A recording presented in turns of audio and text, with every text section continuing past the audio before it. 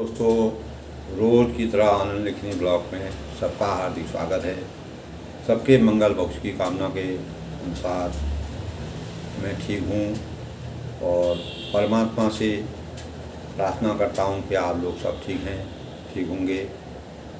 दोस्तों, आज 6 अक्टूबर 2023 शुक्रवार, आश्विन मास, कृष्ण पक्षी, सप्तमी तिथि और सुबह 6:34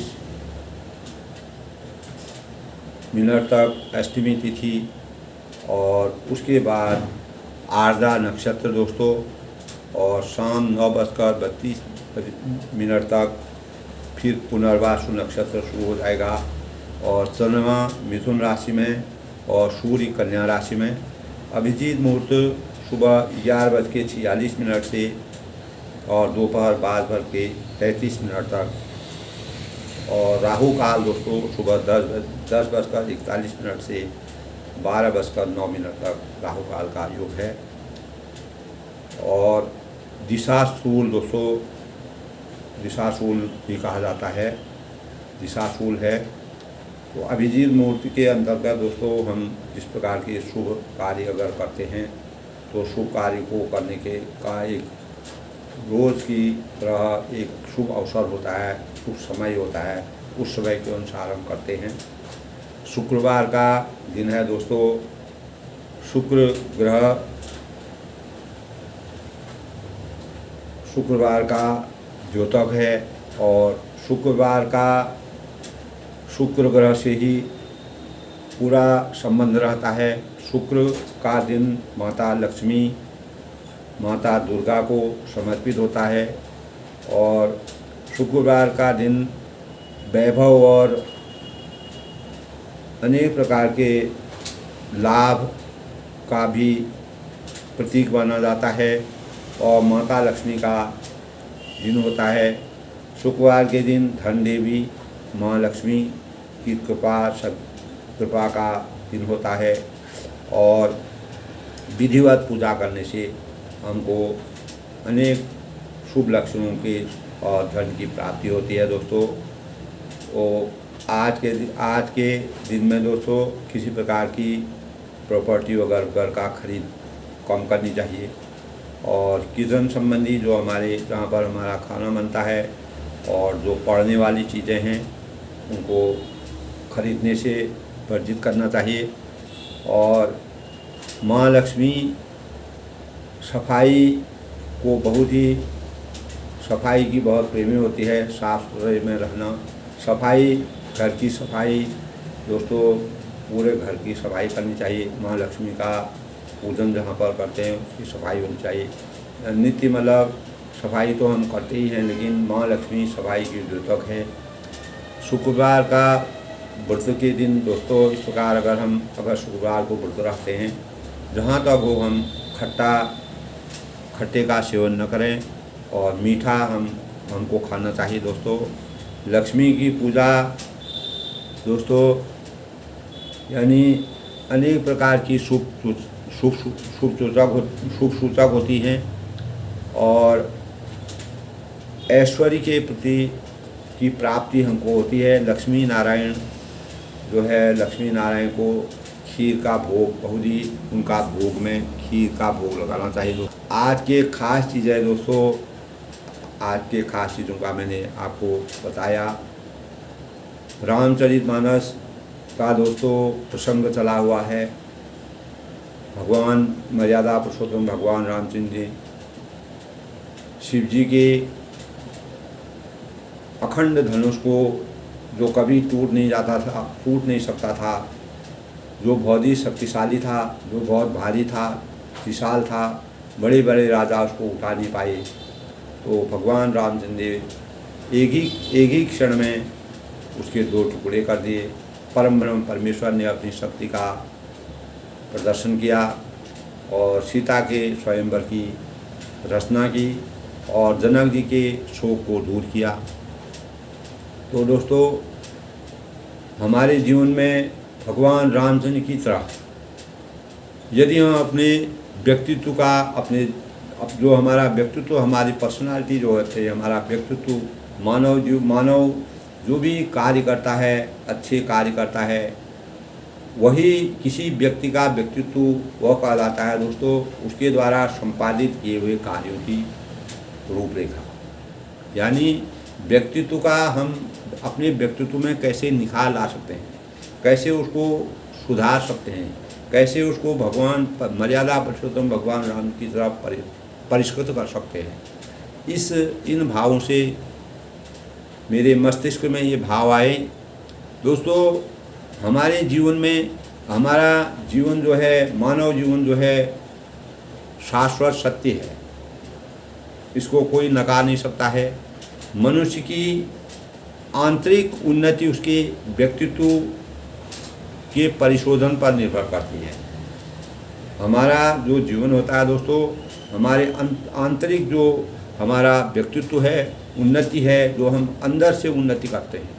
आज हम कम उम्र में हम जैसे जैसे उम्र का पड़ाव होता है, उम्र के पड़ाव के साथ हम आगे बढ़ते हैं, हम अपने अंतःकरण में, अपने व्यक्तित्व में दिन पर दिन किस प्रकार का सुधार कर रहे हैं, परिवर्तन कर रहे हैं, किस प्रकार का परिष्कृत करते हैं, किस प्रकार के उसमें अच्छाई ला रहे हैं, वह जो है हमारे व्यक्तित्व का परिशोधन पर निर्भर करता है।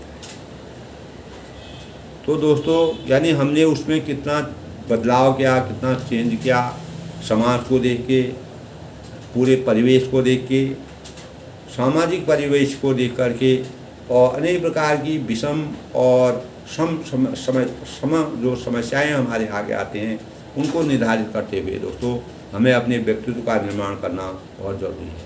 क्योंकि सम और विषम परिस्थितियों में ही हम अच्छा बुरा सीख सकते हैं, क्या बुराई है, क्या अच्छाई है। यदि व्यक्तित्व का परिशोधन हो जाए तो भावनाएं हमारी, जो हमारे विचार हैं, हमारे भाव हैं, वह अपने आप परिमार्जित हो जाते हैं, और मानव जीवन की गौरव गरिमा, जो हमारे जीवन में गौरव गरिमा का मान बढ़ता है, वह अक्षुण्ण बन जाती है। और इसी प्रकार दोस्तों, जब हम अपने व्यक्तित्व का परिशोधन करने के लिए किसी भी व्यक्ति को, कोई भी व्यक्ति होता है, अगर वह अपने व्यक्तित्व का परिशोधन करना चाहता है तो स्वयं को उसको तपाना चाहिए। तपाने का मतलब है अपने अंदर इस प्रकार की ऊर्जा का संचार करना चाहिए। जिस प्रकार हम अग्नि में लोहे को तपा करके लोहा लाल हो जाता है, जैसे ही वह लाल होता है उसको हम पीटते हैं, पीटने के बाद वह फैल जाता है। इसी प्रकार दोस्तों, हमें भी अनेक प्रकार की कठिनाइयों और विषम परिस्थितियों का सामना करते हुए अपने व्यक्तित्व का परिशोधन करना चाहिए। स्वाभाविक है दोस्तों, जब तक हम कठिनाइयों का सामना नहीं करेंगे, कठिनाइयों से जूझेंगे नहीं, कठिनाइयों को बर्दाश्त करने की हमारे अंदर शक्ति पैदा नहीं होगी, वो ऊर्जा पैदा नहीं होगी, तो हम व्यक्तित्व का परिष्कार नहीं कर सकते। व्यक्तित्व का जो परिष्करण है, जो शुद्धता है, जो व्यक्तित्व का निर्माण है, उसको नहीं कर सकते। तो सबसे पहले हमको स्वयं के अपने आप को तपाना पड़ेगा। जिस प्रकार लोहे को तपाया करके वह लाल हो जाता है, लाल होने के बाद जब हम उसमें कोई चीज़ मारते हैं, पीटते हैं, उसको पीटने के बाद वह फैल जाता है। इसी प्रकार जिस प्रकार और फैलने के बाद वह एक अच्छा रूप में परिवर्तित हो जाता है। साधारण सरिया होती है, उसको अगर हम लाल करके पीटते हैं तो एक अच्छा रूप, जैसा रूप हमको देना चाहते हैं वह रूप हमारे। उसी प्रकार दोस्तों हमारे जीवन का वृत्तांत है।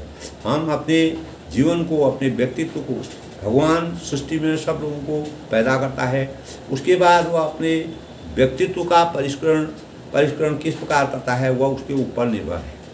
यानी लोहे को जिस प्रकार हम गर्म करके उसको तबाह करके लाल करते हैं और उसको पीट करके उसको अनेक प्रकार के औजार बनाते हैं, और वो औजार हमारे अनेकों जगह काम आते हैं। इसी प्रकार दोस्तों हमें भी अपने व्यक्तित्व के अच्छे निर्माण के लिए अपने जीवन को पीटना पड़ेगा। पीटने का मतलब है तपाना पड़ेगा, साधना करनी पड़ेगी, अनेक प्रकार के इस प्रकार की विषम परिस्थितियों से गुजरना पड़ेगा। अच्छाई और बुराई के बीच के मतभेद को समझते हुए उसके उसमें जो गैपिंग है अच्छाई और बुराई के बीच में, वो गैपिंग को साधना पड़ेगा। उस गैपिंग से हमको चुनौतियों को पार करके आगे बढ़ना पड़ेगा, तभी हमारा जीवन परिष्कृत हो सकता है। हम एक अच्छे जीवन की मर्यादा को पूरा कर सकते हैं। जिस प्रकार रामचंद्र जी ने अपने जीवन को तपाया, अपने जीवन में इस संसार में पूरे व्यक्तियों के अंतर मन को जागृत करने के लिए उन्होंने इस प्रकार की कार्य किए, जिससे कि उन्होंने अपने व्यक्तित्व को पूर्ण रूप से परिष्कृत किया। तो दोस्तों, यानी अपने जो भी हमारे इसके लिए जो है दोस्तों परिशोधन करने के लिए व्यक्ति को स्वयं को तपाना पड़ता है। और अपने जो भी हमारे कुसंस्कार होते हैं, अगर हम कहीं गलत संस्कारों के को धारण कर लेते हैं, प्राप्त कर लेते हैं, सामाजिक परिदृश्य में दोस्तों हमको अनेक प्रकार की चीज़ें दिखती हैं। और जब हमारा बचपन होता है, बचपन में हम गलत चीज़ों की तरफ ज़्यादा हमारा आकर्षण होता है, क्योंकि जहाँ हमको आसानी होगी अच्छी चीज़ को प्राप्त करने के लिए हमको समय लगेगा, उसमें हमको कठिन परिश्रम करना पड़ेगा, मेहनत करनी पड़ेगी। लेकिन जो गलत चीज़ है उसको प्राप्त करने के लिए हमको ज़्यादा मेहनत की ज़रूरत नहीं पड़ती है, वह अपने आप ही आ जाता है। तो दोस्तों, हमको अपने कुसंस्कारों को अपने जो हमारे खराब संस्कार हैं उनका समूल रूप से नष्ट करना पड़ेगा। अगर हमारे व्यक्तित्व में कई इस प्रकार के विचार आ जाते हैं, तभी हमारा व्यक्तित्व जो है परिष्कृत हो सकता है। जिस तरह अग्नि से तप कर निकलने पर, जैसे मैंने आपको बताया, तो धातुएं जो हैं मूल्यवान हो जाती हैं, उनको तबा करके हम उसको मूल्यवान में बदल सकते हैं। उसी प्रकार हम अपने शरीर को अगर तपाएंगे, साधना करेंगे और अनेक प्रकार के तप करेंगे और उसको अच्छे और बुरे कार्यों से निपट के से जूझ करके हम आगे बढ़ेंगे, तो उसी प्रकार हमारा जीवन भी मूल्यवान हो जाएगा। जिस प्रकार धातु को हम पीटने पर उसको मूल्यवान बना देते हैं, और तब ही अग्नि की तपने के बाद साधारण मनुष्य भी असाधारण व्यक्ति के स्वामी बन जाते हैं।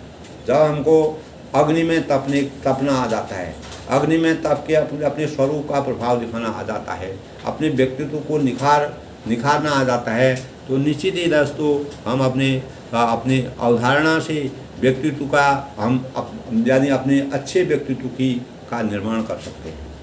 जो विलक्षण प्रतिभा के लोग होते हैं दोस्तों, वो अपने शरीर को इस प्रकार साधते हैं, बचपन से ही उनमें इस प्रकार की भावनाएं आ जाती हैं, उनके अंतःकरण में इस प्रकार के भाव आते हैं, परमात्मा का उन पर आशीर्वाद होता है, क्योंकि वह अपने कुसंस्कारों से को जहाँ हमको आसानी से जो चीज़ प्राप्त होती है उसकी तरफ न जा करके जो हमको कठिन चीज़ें होती हैं उनकी तरफ झुकते हैं। वही हमारे परिष्कृत व्यक्तित्व की सबसे बड़ी रूपरेखा है दोस्तों। अनेक और सबसे पहले जो हमारा साधक को कोई भी हम ही हैं, अगर हम कोई साधक के रूप में हैं तो वासनाओं का परिशोधन करना पड़ता है। वासनाएं होती हैं, अनेक प्रकार की चीज़ें होती हैं, उसमें आदमी अनेक प्रकार की चीज़ें करता है, अपने इंद्रियों में नियंत्रण रखना चाहिए। वासनाएं होती हैं, किसी को भूख है, किसी को प्यास ज़्यादा लगती है, किसी को भूख ज़्यादा लगती है, किसी को चोरी करने में मज़ा आता है, किसी को ये नशीली चीज़ें को आता है, किसी को पूजा में बहुत अच्छा ध्यान लगता है। कोई बचपन से ही भगवान के ऊपर, जैसे प्रहलाद थे, वह बचपन से ही उनके पिता हिरण्यकश्यप ने उनको अनेक प्रकार की यात्रा दी, वो भगवान का नाम उनके ऊपर अपने आप ही आता है। तो दोस्तों, इस प्रकार जो है उनके मन में इस प्रकार के सामाजिक परिवेश से उनके मन में इस प्रकार के भाव आए प्रहलाद के मन में, जिससे उन्होंने अपने शरीर को, अपने अंतरात्मा को तपाया, और तपने से जो उनके पिता थे, जिन्होंने उनको जन्म दिया था, उन्हीं के वह अगेंस्ट हो गई, क्योंकि उनके अंदर कुसंगत थी, उनका व्यक्तित्व जो है परिष्कृत नहीं था। लेकिन प्रहलाद का व्यक्तित्व भगवान परमेश्वर भगवान राम जी की कृपा होती है दोस्तों। अगर हम अच्छा मार्ग अपनाते हैं, अच्छे मार्ग का अनुसरण करते हैं, अच्छी दिशा को अपनाते हैं, अपने संयम से रहते हैं, तो यही हमारे जीवन को साधने की, जिस प्रकार लोहे को हम, यानी अनेक प्रकार के धातु होते हैं, धातु को हम तपाते हैं, तपाने के बाद उसको हम अनेक प्रकार से अलंकृत करके उनको मूल्यवान बना देते हैं। इसी प्रकार हम अपने शरीर को साध करके, अपने शरीर को साधना करके, अनेक वासनाओं से, विभिन्न प्रकार की गलत वासनाओं से नियंत्रण पा करके, उसमें अपना अधिकार जमा करके, उनको अपने से पीछे करके, उनको अपने ऊपर उनको अपने अंदर समाहित न करने के लिए अनेक प्रकार की प्रेरणाएं लेते हैं, अनेक प्रकार के भाव व्यक्त करते हैं, तब हमारा जीवन दोस्तों जो है दोस्तों पूर्ण रूप से परिष्कृत हो जाता है। यही परिष्कृत करने की सबसे सबसे अच्छी रूपरेखा है। तो इस प्रकार इन बातों को हमको दोस्तों ये अमृतवाणी के समान आप समझिए, ये चीज़ें अमृतवाणी के समान है। इसको हमको अपने हृदय में हमेशा इसका ध्यान रखना चाहिए, किस प्रकार से हमने व्यक्तित्व को हम परिष्कृत कर सकें और अच्छे व्यक्तित्व का निर्माण कर सकें। अच्छे व्यक्तित्व से हम समाज को, यानी जिस प्रकार जो है अग्नि में अनेक प्रकार की धातुएं होती हैं, उनको तपा करके हम ऐसे ऐसे अलंकृत चीज़ें बना देते हैं जो हमारे शरीर में शोभा प्राप्त होती है। इसी प्रकार हम अपने व्यक्तित्व को अगर इस प्रकार के सांचे में डाल देते हैं, जिस प्रकार धातुओं के सांचे में डाल करके धातु को इस प्रकार से बनाया जाता है, अलंकृत किया जाता है, उसी प्रकार हम अपने व्यक्तित्व को भी अलंकृत कर सकते हैं। दोस्तों, आग का संस्कार करने से हर चीज़ कीमती हो जाती है। अगर हम आग की तपन में जाएंगे तो हर चीज़ अगर उससे हम अपने को संस्कारित करेंगे तो हर चीज़ जो है उसमें उसकी कीमत बढ़ जाती है, उसका मान बढ़ जाता है। आग के संस्कार से हर चीज़ मजबूत हो जाती है। यानी जिस आग के सैकड़ों उदाहरण है दोस्तों। जैसे कच्ची ईंट है, यानी 2 कौड़ी की होती है कच्ची ईंट, तो उसका कोई कीमत नहीं होती है। पानी बरसता है, गल जाती है। जब हम ईंट को तपा देते हैं और गर्म कर देते हैं तो ईंट की दीवार से लगा देते हैं तो 100 वर्षों तक, 1000 वर्ष तक जिंदा रहती है। देखिए वही चीज़ है। इसी प्रकार जो है दोस्तों, हमें जैसे गर्मी की प्रशंसा के बारे में है दोस्तों, और हम अगर एक कटोरी में पानी भर देते हैं तो जब वह गर्म करते हैं तो उससे भाप बनती है और हमारा खाना और वह हमारे खाना जो हम खाते हैं उसको पका देती है। गर्मी में इतनी ताकत है। एक कटोरी पानी क्या, यानी हम समझते हैं क्या ये खाना पका सकता है, लेकिन नहीं। तो एक कटोरी पानी को हम समझते हैं कि क्या कमाल करता है। यानी हम ज़्यादा पानी पी लेंगे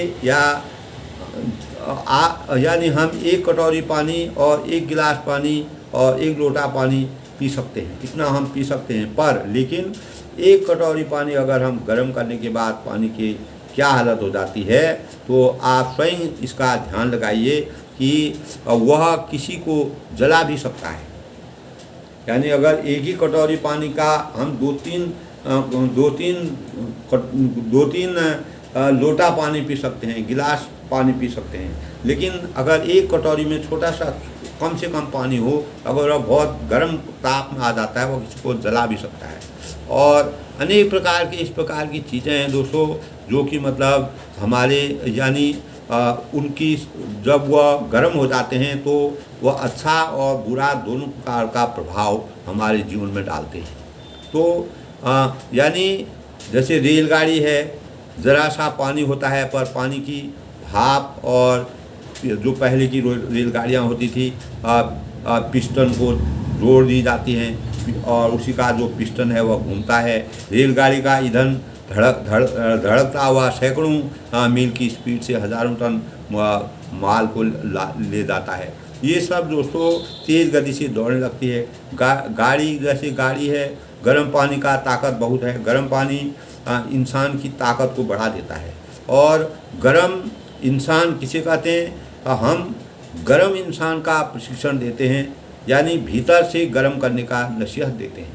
यानी भीतर से हम अगर गर्म होंगे, भीतर से हमारे अंदर उस प्रकार के भाव होंगे, तो हम उससे हम सकारात्मक कार्य और नकारात्मक कार्य दोनों को हमारे जीवन में कार्य करते हैं। चीज़ें होती हैं जो कि हमारे जीवन में यानी जो जैसे तपस्वी होते हैं, हम तप करते हैं, तपस्वी होते हैं और चारों ओर आग जला लेते हैं और बीच में बैठे रहते हैं और पानी में खड़े रहते हैं।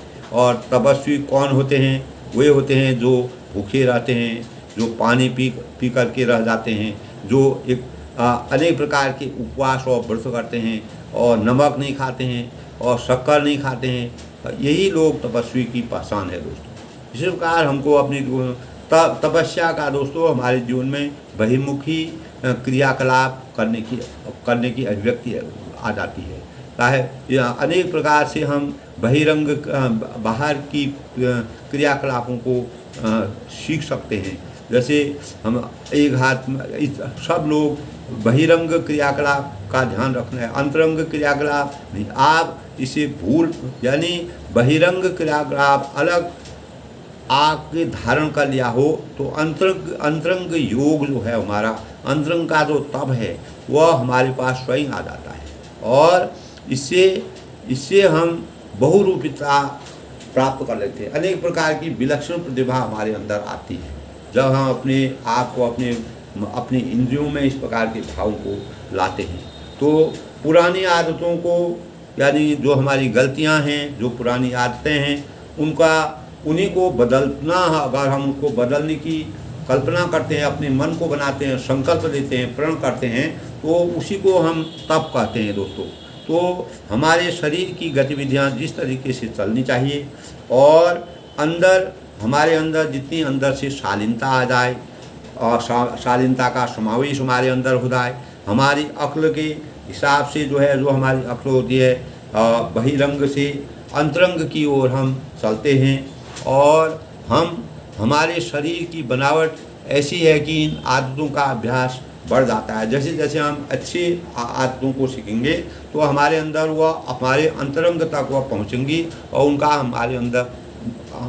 हमारे अंदर जो है बहुत ही अच्छा प्रभाव पड़ेगा।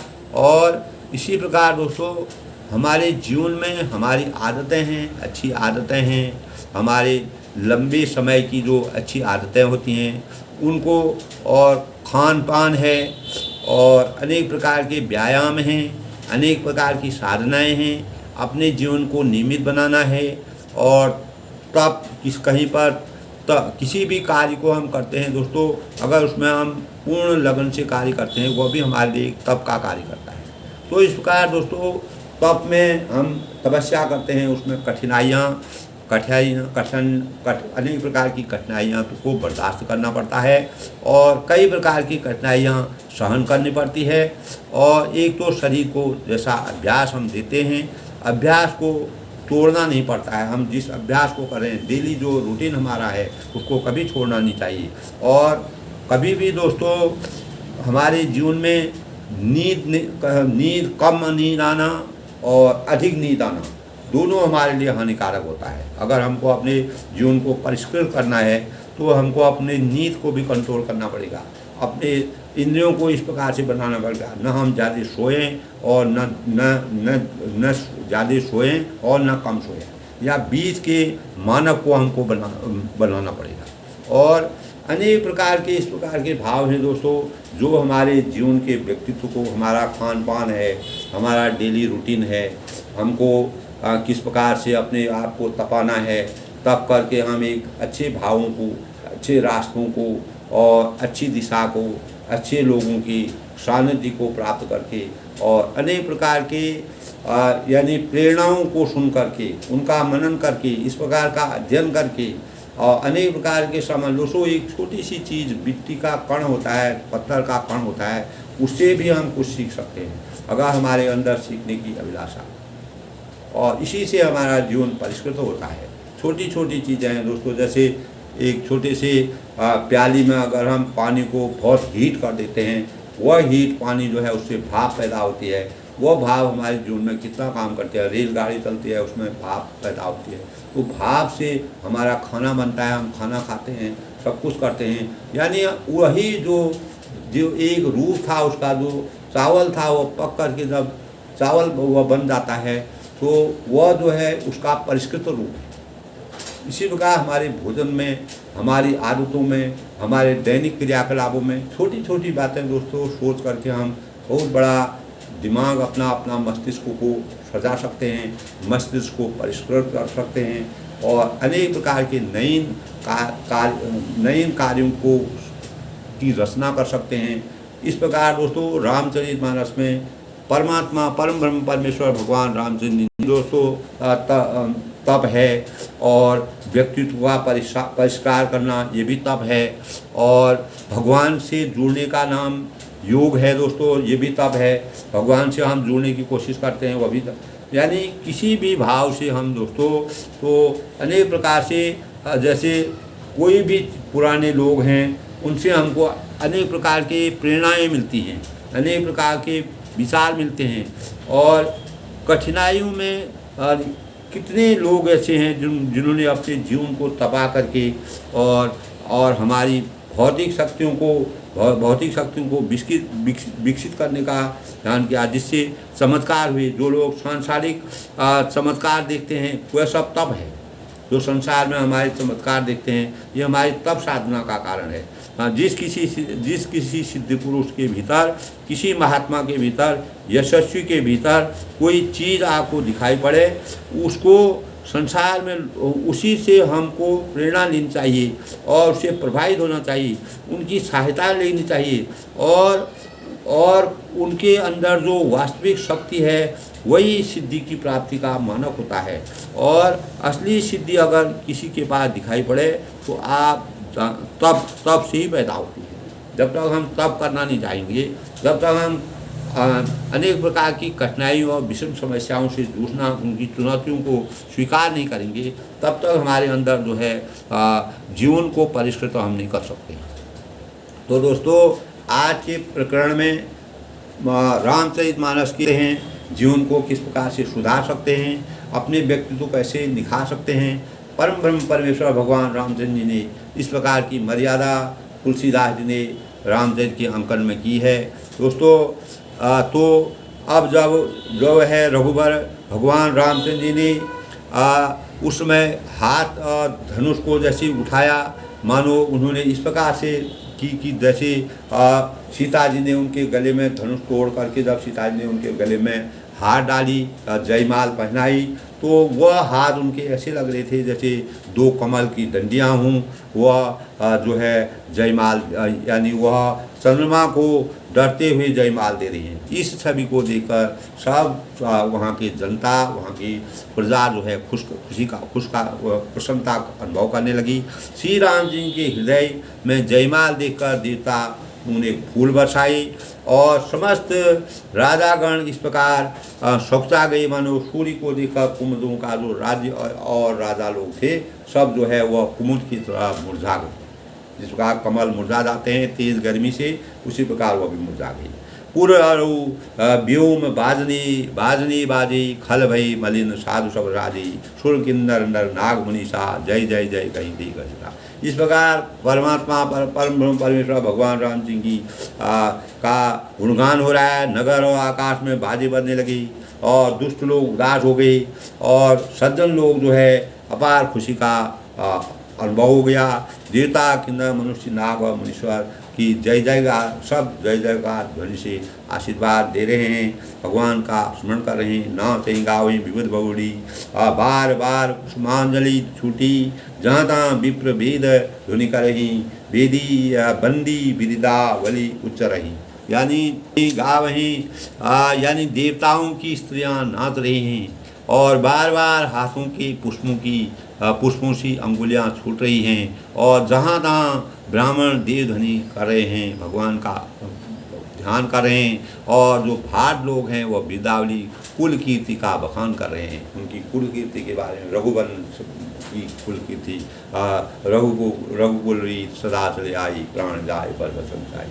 इस प्रकार के उनके कुल का विधान बता रहे हैं। सूर्य वंश की वास्तविकता का गुणगान कर रही हैं। मही पाताल नाक दस व्यापा राम बरी शिव वंजो चापा करही आरती पुर नर नारी दे दिशावली विष्णु। यानी पृथ्वी है, पाताल है और स्वर्ग, तीनों लोकों में बस उनका यश फैल गया। श्री रामचंद्र जी इसी प्रकार दोस्तों उन्होंने अपने जीवन को परिष्कृत कर दिया था, अपने व्यक्तित्व को परिष्कृत कर दिया। जिस प्रकार मैंने आपको बताया कि जीवन को हम कैसे तप कर सकते हैं, कैसे अपने जीवन को हम तपा सकते हैं, इस भाव से हम अपने व्यक्तित्व का निर्माण कैसे कर सकते हैं। यही भाव परमात्मा परम परमेश्वर भगवान रामचंद्र जी, तुलसीदास जी ने इस प्रकार की रचना, मर्यादा पुरुषोत्तम भगवान राम जी की रचना हमारे जीवन के लिए वृत्तांत बनाया और जो आज हमारे लिए प्रेरणा का स्रोत है।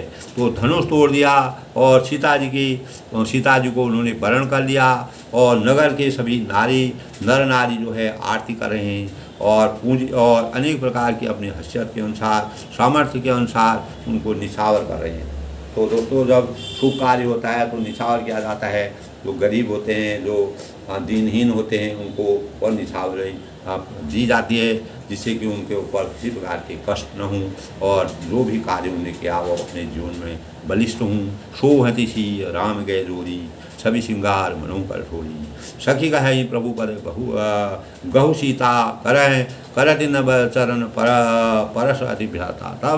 तब सीता जी सोहति सी राम कह जोरी। तब राम और सीता जी और राम जी की जोड़ी ऐसी शोभित हो रही है मानो सुंदरता और श्रृंगार रस एकत्र हो गए हैं।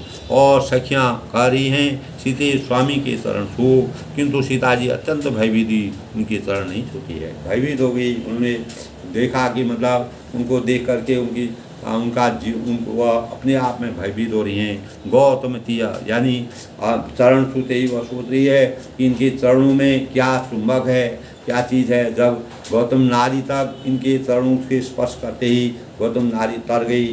हजारों साल तक जो साधना कर रही थी, जो पत्थर बन गई थी, निर्जीव सजीव से निर्जीव बन गई थी, इस प्रकार का उनको श्राप उन्हीं के पति ने दिया था, तो उनको भी उन्होंने तार दिया।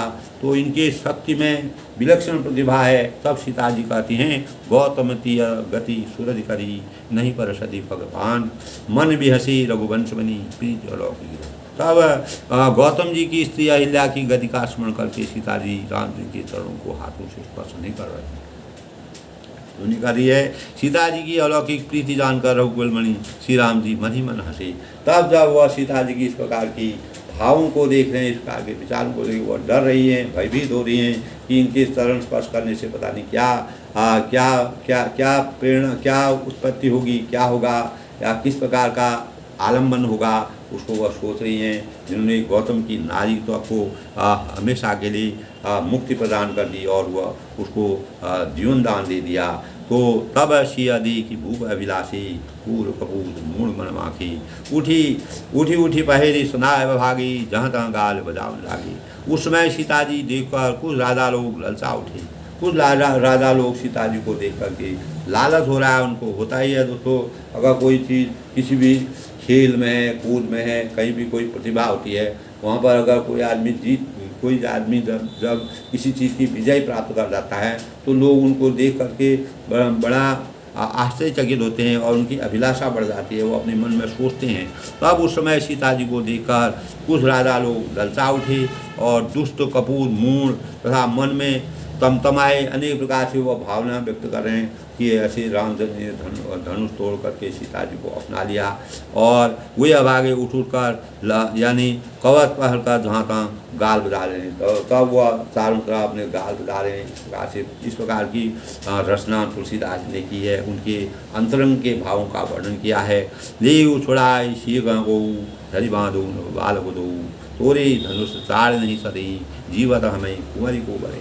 यानी कोई कहते हैं सीता जी को छीन लो और दोनों राजकुमारों को पकड़कर बांध दो। इस प्रकार की गलत चीज़ का अनुसरण करते हैं, उनके अंदर अनेक प्रकार के मनोभाव पैदा होते हैं, कर कुछ नहीं सकते हैं।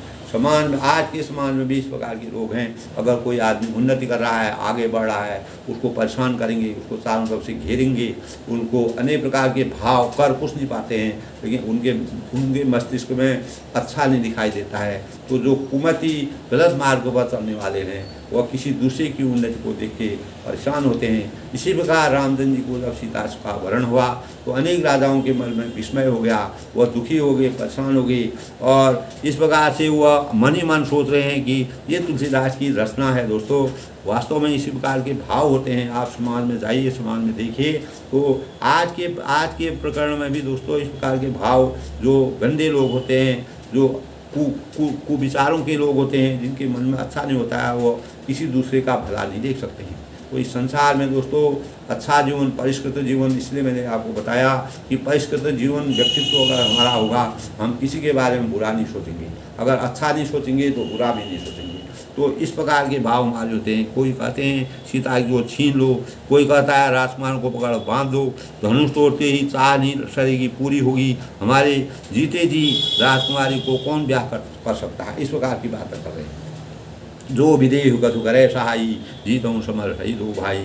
साधु भूप बोले सुनी बानी, राज समाज ही लाज लानी। यदि जनक कुछ सहायता करें, यदि जनक को सहायता करें तो युद्ध में दोनों भाइयों सहित उसे जीता जा सकता है। अब धनुष टूट गया, प्रतिज्ञा पूरी हो गई, फिर भी लोगों के मन में जो गलत विचारों के, गलत धारणाओं के होते हैं, जो सिद्धांत विहीन होते हैं, जिनका कोई अस्तित्व नहीं होता है, वह इस प्रकार की बातें करते हैं। तो वे वचन सुनकर साधु राजा बोले, हम निर्लज और राजकुमार को देखकर लाज भी लगा गई है। इस प्रकार से उनके राजकुमार को देखकर उनको लाज भी लगा गई।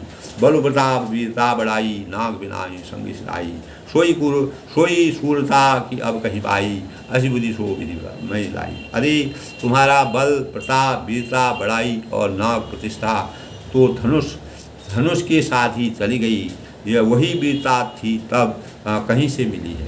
यानी ऐसी दुष्ट बुद्धि है, तभी तो विधाता ने तुम्हारे मुखों पर कालिक लगा दी। तो भगवान रामचंद्र ने तुलसीदास ने इस प्रकार का वर्णन किया है।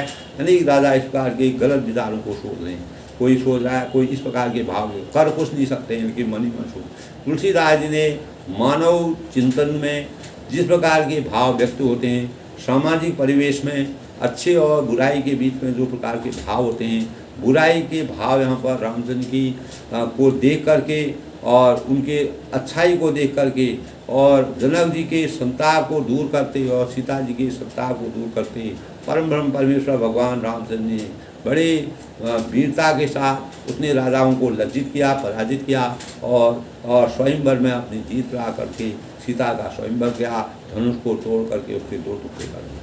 तो यानी इस प्रकार का भाव उनके राजाओं के मन में आ रहा है। तो वह ऐसी कुबुद्धि वाले हैं, दुष्ट बुद्धि वाले हैं, विधाना ने तुम्हारे यानी इसीलिए भगवान जो गलत कार्य करते हैं, जिनकी सोच अच्छी नहीं होती है, जो दूसरे की बुराई देखते हैं, उनके उसमें भगवान खुद ही काले लगा देते हैं। ये आज के तब परिदृश्य में है दोस्तों, किसी भी चीज़ की देर होती है या देर नहीं होती है। इसीलिए किसी के लिए अन्याय, अधर्म और अत्याचार कभी नहीं करना चाहिए। हमारे जीवन की ये रामचरितमानस से हमको सीख मिलती है। इसी सीख से हम अपने जीवन को परिष्कृत कर सकते हैं, अपने व्यक्तित्व को बना सकते हैं, अपने अच्छे व्यक्तित्व का निर्माण कर सकते हैं और समाज में और लोक कल्याणकारी कार्य कर सकते हैं। तो दोस्तों, तो कोई आदमी संसार में जन्म लेते हैं जो समाज को कुछ भी नहीं दे करके अपने व्यक्तित्व से, अपने स्वभाव से, अपने वाणी से, अपने इस प्रकार के भावों से उनको मंत्र मुग्ध कर देते हैं। तो इस प्रकार के भाव लोग होते हैं। लेकिन कोई जो लोग दुर्बुद्धि वाले होते हैं, गलत होते हैं, अंदर मन से कुछ और सोचते हैं, दूसरे की अच्छाई में हंसते हैं, बिलखते हैं और उसका अपमान करते हैं, तो वह लोग भी समाज में हैं। भगवान ने अच्छाई और बुराई दोनों प्रकार के लोगों को पैदा किया है। इस सृष्टि में जो जस करें तस फल पा, जो जैसा करेगा उसी प्रकार के फल उनको प्राप्त होते हैं। दोस्तों, देखो राम ही नयन भरी तब ईरिषा मधुकोश, लखन रोष पावक प्रबल जान सुबल दरिकोश। यानी ईर्ष्या है, देखो राम नयन भरी तजी ईर्ष्या मधु को, यानी ईर्ष्या है, घमंड है, मधु माने घमंड है, ईर्ष्या घमंड है, ईर्ष्या घमंड और क्रोध छोड़कर नेत्र भरकर श्री राम जी की छवि को देख ली। लक्ष्मण के क्रोध को प्रबल अग्नि जानकर उसमें पतंगे मत बनो। यानी लक्ष्मण उनका अगर पतंग बन जाओगे, तो इस प्रकार के भाव तुलसीदास जी लोगों को समझा रहे हैं कि उनके सुख में इस प्रकार का परिहास मत करो कि अपने मन में जो तुम सोच रहे हो कि तुम्हारा निराधार है, इस सोच से कुछ नहीं होने वाला है। बैन ते बलि जिमी चाह कागू, जिमी ससु चहे नाग हरि भागू, जिमी चाह कुशल अकारण कोई, सब संपदा चहे शिव दोई। जैसे गरुड़ का भाग कौवा चाहे, जैसे गरुड़ का भाग कौवा चाहे, सिंह का भाग खरगोश चाहे और बिना कारण ही क्रोध करने वाला अपनी कुशल चाहे, शिव जी के विरोध करने वाला सब प्रकार की संपत्ति चाहे। तो इस प्रकार के जो है भाव जब आते, बेनती बल जिमी कर कागू, जिमी ससु कह, इस प्रकार के तुलसीदास जी रचना करें। लोभी लोलुप कल की रत जाई, अकलंकता की कामी लही, हरिपद विमुख परम गति चाहा, तस तुम्हार लालुस न लाहा। यानी लोभी है, लालची है, सुंदर कीर्ति, चाहे कामी मनुष्य निष्कलंता चाहे तो क्या पा सकता है। यानी और जैसे श्री हरि के चरणों से विमुख मनुष्य परम गति मोक्ष चाहे, हे राजाओं सीता के लिए तुम्हारा लालच ही वैसा ही व्यर्थ है। तब तुलसीदास जी कहते हैं कि जिस प्रकार से तुम रामचंद्र की अच्छाई में और इस प्रकार के भावों को व्यक्त कर रहे हो, तुम्हारे हृदय में खूब विचार आ रहे हैं, उससे परमात्मा का कुछ नहीं बिगड़ेगा। और जिस प्रकार लोभी होता है, लालची होता है, सुंदर चाहे वह सुंदर कीर्ति अगर वह कर भी ले अपना, तो कामी आदमी होता है, निष्कलंक होता है, निष्कलंकता होती है, चाहे अगर कोई पा भी सकता है तो वह कैसे श्री हरि के चरणों के विमुख परम गति मोक्ष नहीं पा सकता है।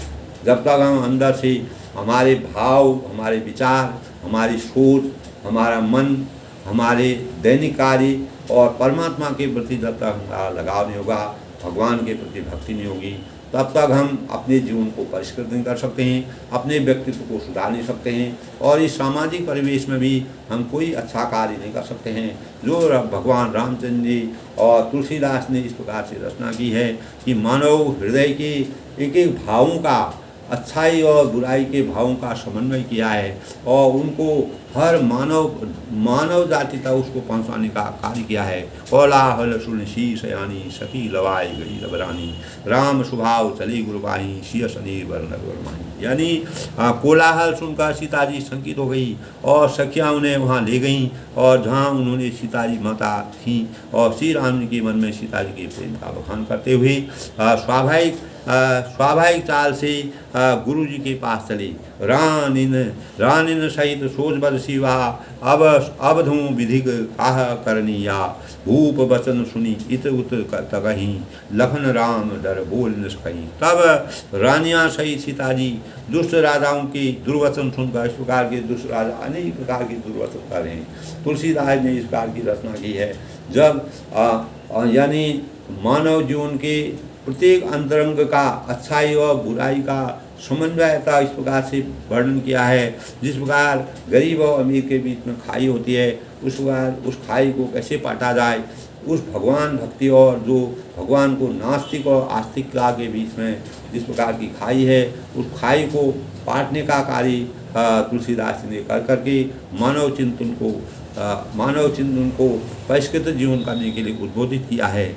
और रानिया सही सीता जी दुष्ट राजाओं के इस प्रकार के दुर्वचन सुनकर सोचते बस हैं कि न जाने विधाता अब क्या करने वाला है। राजाओं के वचन सुनकर लक्ष्मण जी उधर उधर ताकते हैं, किंतु श्री राम जी के डर से कुछ बोल नहीं पाते हैं। लक्ष्मण जी को थोड़ा शेषनाग के अवतार हैं, उनको थोड़े में गुस्सा आ जाता है। दोस्तों, अरुण नयन भुकुटी कुटिलाओ, चितवन वह सको, मनो मत गज गन निरखी, सिंह किशोर ही चो।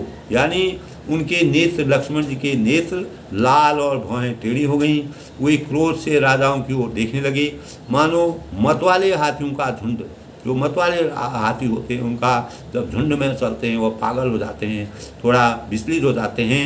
उस सिंह के बच्चे को जोश आ गया हो, यानी जैसे देखकर जैसे सिंह के बच्चे को जिस प्रकार से वह छोटा बच्चा होता है उसको जोश आ जाता है, इस प्रकार लक्ष्मण जी को भी क्रोध उमड़ आया, उनको भी जोश आ गया। ये राजा इस प्रकार की बातें कर रहे हैं, सीता जी का धनुष टूट गया, जयमाल डल गई, फिर भी ये रामचंद्र से चिढ़ रहे हैं। अनेक प्रकार के सामाजिक प्रतिबंध दोस्तों आदिकाल से ही जब सृष्टि की रचना हुई तभी से मानव के जीवन में बैर यानी मान अपमान, बैर, अन्याय अत्याचार, न्याय अन्याय और गरीब अमीर और अच्छाई बुराई, इस प्रकार के भावों का समावेश है। लेकिन व्यक्तित्व के अच्छे व्यक्तित्व के निर्माण के लिए, परिष्कृत जीवन को बिताने के लिए, परिष्कृत जीवन की रखा के लिए भगवान की भक्ति परम आवश्यक है।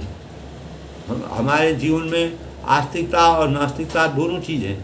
हम किस दिशा को अपने जीवन को परिलक्षित करेंगे, किससे अपना जीवन हम अच्छा समझेंगे, उसी दिशा का हम चयन करेंगे। इसी प्रकार दोस्तों अनेक प्रकार से जो है लक्ष्मण जी गुस्सा हो रहे हैं उनके वचनों को सुन करके, उनके भावों को सुन करके। और तब खरु भरु देखी विपुल पुरनारी सब मिल देहि महीपन गारी, तेहि अवसर सुनि शिवन भंगा, आय सुबुल कमल पतंगा। तब खलबली देखकर जनकपुरी की व्याकुल हो गई, और तब मिलकर राजाओं को वो लोग गाली देने लगे। उसी मौके पर शिव जी के धनुष का टूटना सुनकर भूकुल रूपी कमल के सूर्य परशुराम जी आए। तब परशुराम जी वहाँ पर पधार गए। अब उनको इस प्रकार की खलबली थी, धनुष टूट गया था। राजाओं के मन में अनेक प्रकार के, हमने नहीं तोड़ पाए, हम कुछ नहीं कर पाए, इस प्रकार का था, लालायित थे वह। तब परशुराम जी देख मही सकल सकुचानी, बाज झपट जन लवास लुकानी, गौरी शरीर भूत भल भराजा, भाल विशाल विपन्न विराजा। इन्हें देखकर जब राजा सकुचा गई, मानो बाज के झपटे पर बटे जो होता है वह छिप जाता है, तो गोरे शरीर पर विभूति भस्म बड़ी फब रही थी, और विशाल ललाट पर त्रिपुंड विशेष शोभा दे रहा था। और शीश जटा शशि बदन सुहावा, ऋषि बस कसुक अरुण हुई बावा, भ्रुकुटी कुटिल नयन शिराती, सहजों चितों मनो निशाती। सिर पर जटा हैं परशुराम जी के, और सुंदर मुखचंद्र क्रोध के कारण वह लाल होकर आई। शिव जी के भक्त थे। दरअसल परशुराम जी शिव जी के भक्त की थे, और शिव जी के हमेशा पूजा करते थे, धनुष की पूजा करते थे वह, और शिव जी का धनुष उनके पास भी रहता था। तो वह जो है शिव जी के धनुष की बहुत पुजारी थी। ब्रह्मचर्य का पालन उन्होंने अपने जीवन में किया। तो इस प्रकार उनके जीवन का भी वृत्तांत है। वह भक्त थे, भक्ति में निपुण थे। अब रामचंद्र जी ने शिव जी का धनुष तोड़ दिया। उनको यही मालूम नहीं कि रामचंद्र जी कौन हैं, कैसे हैं, परम ब्रह्म परमेश्वर हैं, ये उनको मालूम नहीं है। और शिव जी उनके आराधना करते हैं। परम ब्रह्म परमेश्वर भगवान रामचंद्र की आराधना करते हैं। जिस शिव धनुष को के कारण परशुराम जी इस प्रकार से क्रोधित हुए, किसने तोड़ा, भौहें टेढ़ी और आंखें क्रोध से लाल हो गईं। ऋषि मुनियों का दोस्तों इस प्रकार के ऋषि मुनि जो है उनका व्यापक वर्णन है। वह अपनी भक्ति में लीन रहते हैं। अगर उनकी भक्ति में कोई अड़चन डालता है, कोई परेशानी होती है, तब उनको पता चला कि शिव जी का धनुष टूट गया, तब वह सहज ही देखते हैं कि ऐसा जान पड़ता है मानो क्रोध कर रहे हैं। यानी उनको उनका चेहरा देखते ही, उनका ललाट देखते ही, उनके सिर पर उनकी आभा को देख करके उनको क्रोध मालूम हो रहा है। बसव कंद कर बाहो विशाला, चारु जनेऊ माल विशाला, कटि मुनि बसन तरण दुई बांधे, धनुषर कर कुठार बल गांधे। तब बैल के समान ऊंचे पुष्ट कंधे यानी हैं, और साथी और भुजाएं विशाल हैं, और सुंदर यज्ञोपयी धारण के हैं। तो यज्ञोपयी धारण के हैं, ब्रह्मज्ञानी थे, और ब्रह्मचारी थे, बाल ब्रह्मचारी थे परशुराम जी, और भक्ति में लीन थे। शिव जी के बहुत ही अनन्य भक्त थे। तो दोस्तों माला पहने, और उनके पूरे शरीर में उन्होंने जो भी चीज़ पहनी थी उसका गुणगान तुलसीदास जी ने किया है। और कमर में मुनियों का वस्त्र बदकल पहने थे, और 2 तरकस बांधे हुए थे, हाथ में धनुष बाण और सुंदर कंधे पर फरसा धारण किए हुए थे। यानी उनके हाथ में फरसा था। परशुराम जी का फरसा जो है वह उनका एक प्रकार का हथियार था, शस्त्र था उनका। वह उसी से वह जो है अपनी रक्षा करते थे। उनको जो भी असुर लोग जो उनको परेशान करते थे, भक्ति में बाधा डालते थे, तो उससे वह अपनी रक्षा करते थे। उनके पास इतना शक्ति थी, इतना बल था कि वह ब्रह्मचारी, बाल ब्रह्मचारी थे। तो उनके पूरे स्वरूप का, लेकिन परम वह शिव जी के अनन्य भक्त थे। लेकिन शिव जी जो परम ब्रह्म परमेश्वर भगवान राम जी के भक्त थे, और वह शिव जी के भक्त थे, तो उनको ये मालूम ही नहीं है। शांत वेश करनी कठिनो बरिन न जाय स्वरूप, धरी मुनि तनु जनु वीर रसू, आय सजा सबू। यानी शांत वेश है, परंतु करनी बहुत कठोर है। स्वरूप का वर्णन नहीं किया जा सकता है। मानो वीर रस ही मुनि का शरीर धारण की है। जहाँ सब लोग राजा हैं और वहाँ आ गए। यानी इस प्रकार से जहाँ पूरे राजा इकट्ठा हुए हैं, पूरे लोग देख रहे हैं, धनुष टूट गया है, सीता जी का और जनक जी का प्रण पूरा हो गया है, और इस प्रकार से वो वहाँ पर पधारते हैं। और परशुराम जी को ब्रह्मचारी थे और उन्होंने वह वहाँ पर आए और वहाँ पर आकर के उन्होंने अपनी उपस्थिति दी, जहाँ सारे वहाँ पर शांत वातावरण होता है, शांत वेश है, परंतु करनी बहुत कठोर है, स्वरूप का वर्णन नहीं किया जा सकता है उस समय का। और मानो ऐसा लग रहा था कि वीर रस ही मुनि का शरीर धारण करे हुए, पूरे शरीर में दोस्तों एक वीर रस होता है। जब आदमी में क्रोध आ जाता है और पूरी भक्ति भाव में या किसी कार्य में अड़चन आ जाती है, कोई बाधा डालते हैं, तो उससे हर एक आदमी जो है किसी में भी जो भक्त होता है, परम ब्रह्म परमेश्वर शिव जी के अनन्य भक्त थे, तो उस भक्ति में उनका बाधा आ गई, शिव जी का धनुष टूट गया, तो इससे उनको कहीं न कहीं अनुभव हो गया कि कुछ ना कुछ ऐसा हो गया। इसलिए वह बहुत ही तमतमा गए और क्रोध से उनका शरीर बिल्कुल क्रोध से उनका शरीर जो है वीर रस में परिवर्तित हो गया। और राजा लोग जहाँ बैठे थे सब लोग, वहाँ पर वह आए और सबका सत्कार वहाँ पर हो रहा था। तो रामचंद्र जी उस में धनुष तोड़ा था, सीता जी ने उनकी जयमाल पहनाई थी। तब वहाँ पर परशुराम जी आते हैं। और दोस्तों आज के प्रकरण में परशुराम जी का वहाँ पर पहुँचना और अनेक राजाओं की इस प्रकार की मति भ्रम वाली बातें करना और रामचंद्र जी परम ब्रह्म परमेश्वर भगवान रामचंद्र जी और सीता जी के बारे में अनेक प्रकार के सोच करना और राजाओं का पछतावा, इस प्रकार का वृत्तांत आज के प्रसंग में है दोस्तों। कल आज के प्रसंग के बाद कल दोस्तों अगला प्रसंग देखते हैं और परशुराम जी किस प्रकार से अपना गुस्सा व्यक्त करते हैं। शिव जी के अनन्य भक्त हैं, शिव जी के धनुष को राजा जनक की और सीता का स्वयंवर था। राजा जनक ने प्रण किया था कि जो इस धनुष को तोड़ेगा उसी से सीता का स्वयंवर होगा, बहुत बड़ा प्रण था। इस प्रकार दोस्तों हमको अपने जीवन को परिष्कृत करने के लिए, अपने जीवन को सफल करने के लिए परम ब्रह्म परमेश्वर भगवान रामचंद्र जी की मर्यादा के अनुसार अपने जीवन को चलाना चाहिए, तप करना और अपने जीवन को तपा करके हमको अपने जीवन का सुंदर निर्माण करना चाहिए। उसी से हम समाज में अपनी प्रतिष्ठा का पात्र बन सकते हैं।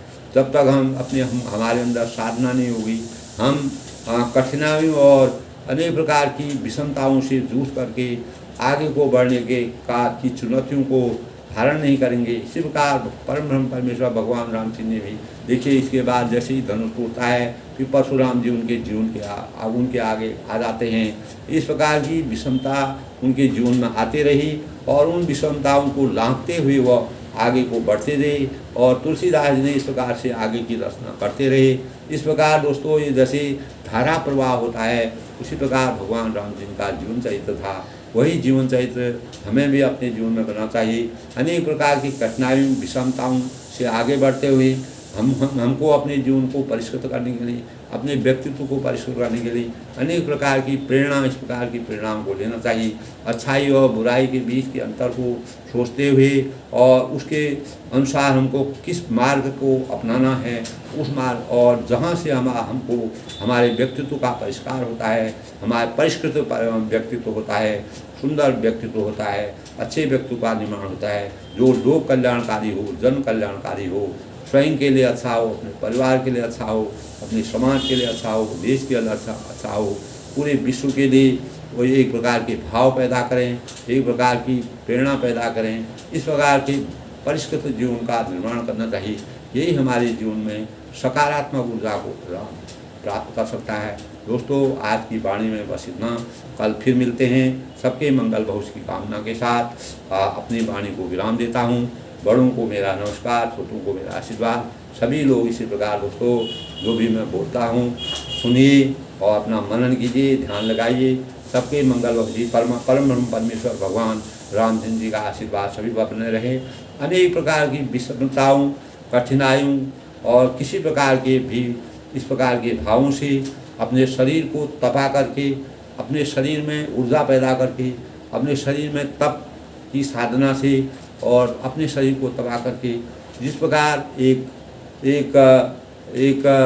कोई धातु होती है, धातु को जब हम तपाते हैं तो उसको तपाने पर उसको अनेक प्रकार से कलाकृतियों में उसको परिवर्तित करते हैं। इसी प्रकार हमें भी अपने जीवन का निर्माण करके एक धातु के समान अपने जीवन को तबाह करके अनेक प्रकार की साधनाओं से दूर करके सुंदर व्यक्तित्व का निर्माण करना चाहिए। यही शिक्षा हमको परम ब्रह्म परमेश्वर भगवान तुलसीदास द्वारा विरचित रामचरितमानस से प्राप्त होती है। सबके मंगल हो, सबका आदर।